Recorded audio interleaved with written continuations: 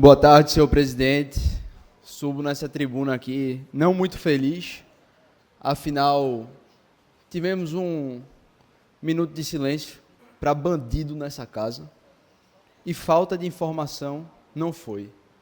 Afinal, foi mostrado nas pesquisas que a maioria dos mortos tinham mandatos de busca e apreensão e incidentes criminais. E outra coisa, estava tudo correndo para a mata com fuzil e arma. Então, morador de bem não é. As únicas vítimas de fato, como eu já falei, foram esses caras aqui, ó. Rodrigo Veloso, policial civil. Quem não se comoveu com a foto dele e de sua família? Sargento Heber Carvalho. Deixou pai, mãe, esposa, filhos. Marcos Vinícius, policial civil. E o sargento Cleiton Serafim, do BOPE. Esses são os verdadeiros heróis nacionais. Hoje o meu sangue aqui correu pelas veias, quando eu vi vereador subindo para defender bandido. Como é que alguém usa essa tribuna para defender quem extorque o cidadão de bem?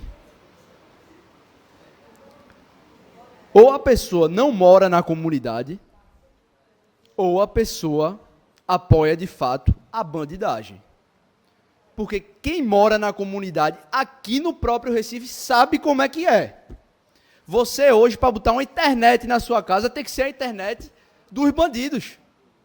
Senão você é expulso da comunidade.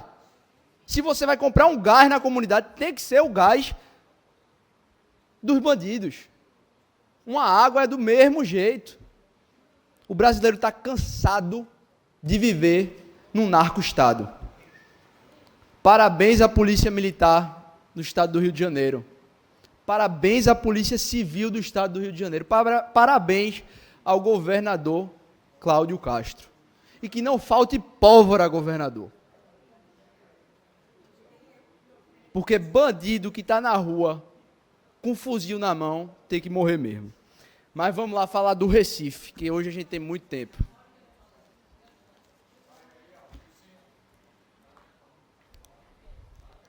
Vai falar sobre esse assunto, vereadora? Então pode falar. Vereador Gilson Machado, eu queria compartilhar com Vossa Excelência, não é nem compartilhar, eu queria fazer uma reflexão. A gente vive um momento, né, por isso que eu quero propor uma reflexão de episódio de violência no Brasil muito grave. Então, a gente diz assim, o que aconteceu no Rio de Janeiro, eu tenho família no Rio de Janeiro, já estive no Rio algumas vezes, e é o retrato mais doloroso, a gente pode assim dizer, que o Brasil enfrenta há décadas, que é a escalada da violência, do medo e do domínio do crime organizado. Essa é uma realidade. Eu tenho familiar que veio embora de volta para Pernambuco porque foi expulso da sua casa. Eu tenho notícias de amigas que precisaram fugir porque suas filhas seriam cooptadas pelos donos do crime organizado. Então, eu vou somente aqui compartilhar com Vossa Excelência dados que são piores do que guerra civil. Só em 2024, o Brasil registrou mais de 44 mil mortes violentas, segundo o Anuário Brasileiro de Segurança Pública. Para se ter uma ideia da gravidade, a recente guerra entre Israel e Irã deixou cerca de 1.000 mortos.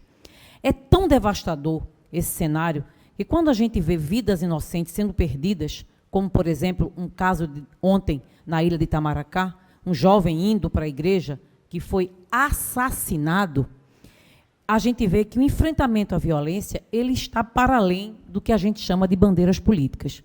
A gente precisa ter esse compromisso, porque é uma missão que exige integração do governo estadual, né, do governo municipal e do federal. Então, os municípios também precisam se organizar. Tem outra coisa que a gente precisa deixar muito claro. Nenhuma sociedade pode aceitar, né, a presença de armas de guerra nas mãos de criminosos. Porque eles vão matar, e vão matar de forma impiedosa e implacável. A ação do Rio de Janeiro foi contra terroristas. A polícia não podia bater palmas e nem usar a inteligência, como eu escutei aqui nessa casa hoje, para quem respondeu com bala. Quem viu os vídeos, viu claramente um grupo organizado, pronto para matar, seja lá quem fosse.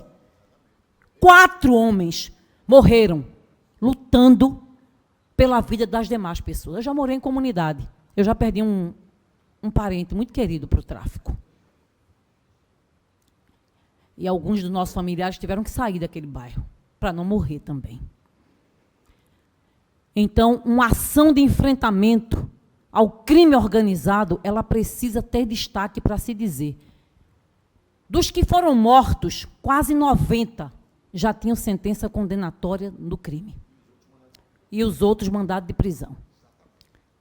Eram participantes ou coparticipantes do crime organizado. Então, toda ação que dê garantia às comunidades de viverem em paz, de terem de volta o direito de ir e vir, ela precisa ser destacada, inclusive, nessa casa. Muito obrigada, vereador. Incorporo na íntegra ou à parte, de imediato já passo o meu vereador Felipe Alecrim.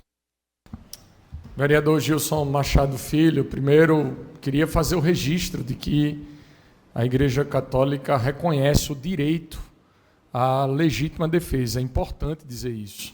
Os vereadores que me antecederam trouxeram muito bem e fundamentaram muito bem essa operação que aconteceu no Rio de Janeiro. Legítima defesa. Aqueles policiais não estavam só defendendo a própria vida, a vida de quem compõe a Polícia Civil e Militar. Estava protegendo a vida de toda a sociedade carioca, fluminense. E vale salientar e fazer o registro de que, ainda assim, vereador, 4 policiais foram assassinados no exercício do seu trabalho, da sua missão, deixando, inclusive, esposa, filha, enfim. Os papéis estão sendo invertidos. É um absurdo a gente ver pessoas vindo defender literalmente bandido. E é um absurdo a gente perceber a influência do crime organizado na população. Claro, a partir de coação. Nós vimos ali cenas, inclusive, da própria comunidade, certamente sendo coagida pela bandidagem, trocando a roupa daqueles meliantes que foram mortos, para exatamente comover ou criar uma narrativa de que tiveram ali vítimas inocentes. E a gente sabe que não. Precisa, inclusive, fazer um registro para aquelas pessoas que caminham na Igreja Católica e professam a fé cristã. Para se cometer o pecado, vereador, é importante que haja matéria grave, vontade deliberada e pleno entendimento. E a gente vê muitas pessoas que se declaram cristãs católicas distorcendo o que aconteceu lá. E aí eu trouxe o que diz o Catecismo da Igreja, o número 2264. O amor a si mesmo permanece um princípio fundamental da moralidade. Portanto, é legítimo fazer respeitar o próprio direito à vida. Quem defende a própria vida não é culpado de homicídio, mesmo que seja obrigado a infligir ao agressor um golpe mortal. Outro registro do Catecismo, para que todos possam consultar, o 2265, diz o seguinte, vereador: a legítima defesa pode ser não somente um direito, mas um dever grave para aquele que é responsável pela vida de outrem, pelo bem comum da família ou da comunidade civil. O que nós vimos ali foi uma ação enérgica da polícia com o propósito de defender o povo carioca. O que nós vimos ali foi um assassinato de 4 policiais que abraçaram o exercício de uma nobre missão de defender a vida do povo brasileiro. Nós precisamos conter de forma emergencial essa criminalidade que só cresce e que tem agredido as famílias brasileiras. Não se combate, infelizmente, meliantes que estão com fuzil entregando flores. Então, fica aqui o nosso registro e a nossa oração para a família dos policiais que tiveram sua vida ceifada. Amém. Agora bora falar do Recife. Meu pai foi ministro do turismo durante 2 anos e meio. E nesse período dele como ministro, ele fez uma obra de grande porte aqui no Recife, que foi a dragagem do Porto do Recife para receber cruzeiro. E ontem saiu uma pesquisa mostrando o estado alarmante que a cidade do Recife está enfrentando hoje. Recife deixou de faturar 173 milhões de reais nos últimos 4 anos com o turismo de cruzeiro. Os principais pontos de alarme dos turistas são insegurança, falta de infraestrutura, sujeira e limpeza.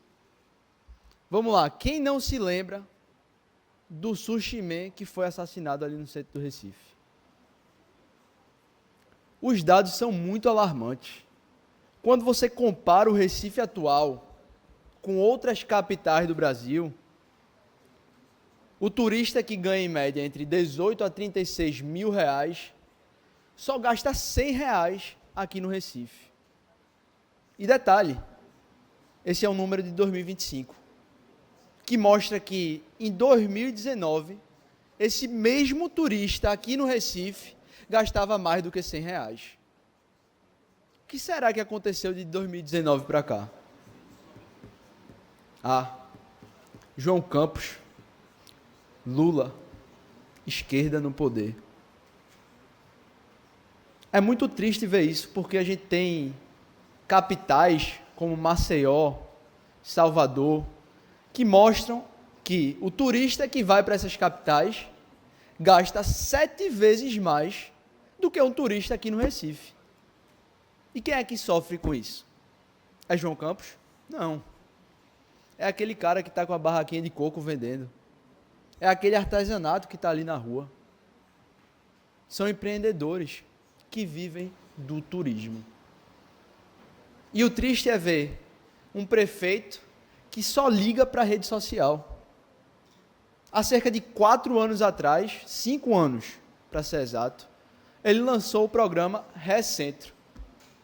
Adiantou de quê no centro do Recife? O turista que sai do seu cruzeiro, ele não tem nenhum banheiro para ir, rapaz, no centro do Recife. Não tem um banheiro público. Ele tem que consumir em um restaurante para poder utilizar de um banheiro. Então, esses números que eu venho mostrando aqui são 173 milhões de reais que poderiam estar na mão de recifenses hoje. Mas esse dinheiro está indo para onde? Para outras capitais. O turista não vem e quando vem não gasta. Então a gente tem um prefeito hoje que realmente não liga para o turismo e para o empreendedorismo do Recife. Muito obrigado.